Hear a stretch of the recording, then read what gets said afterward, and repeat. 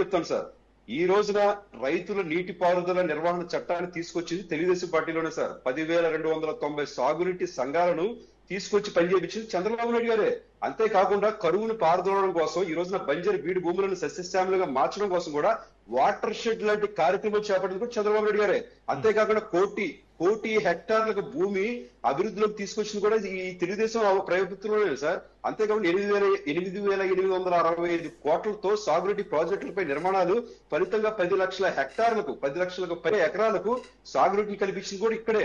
అంతేకాకుండా శ్రీశైలం కుడి బ్రాంచ్ కాలువ నుంచి శ్రీరామ్ సాగర్ గాని మొదటి 2 దశలు అంటే శ్రీరామ్ సాగర్ మొదటి 2 దశలు కానీ తెలుగు గల్లు కానీ ఎలిమినేటి మాధవరెడ్డి గాని కాలువ కానీ ప్రియదర్శిని జోరాలు గాని వెలుగొండ ప్రాజెక్టు కానీ గాలేరు నగరి హరిద్రివ నెట్టింపాడు వంటి 18 మధ్య తరహా ప్రాజెక్టులు 85 చిన్న తరహా ప్రాజెక్టులు చేపట్టింది తెలుగుదేశం ప్రభుత్వంలోనే.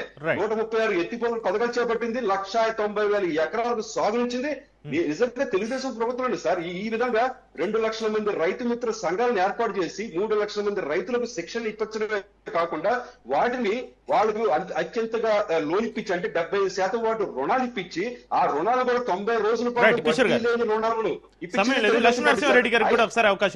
అయితే ఒకే సార్ లాస్ట్ సార్ అంతేకాకుండా కేవలం ప్రాజెక్టు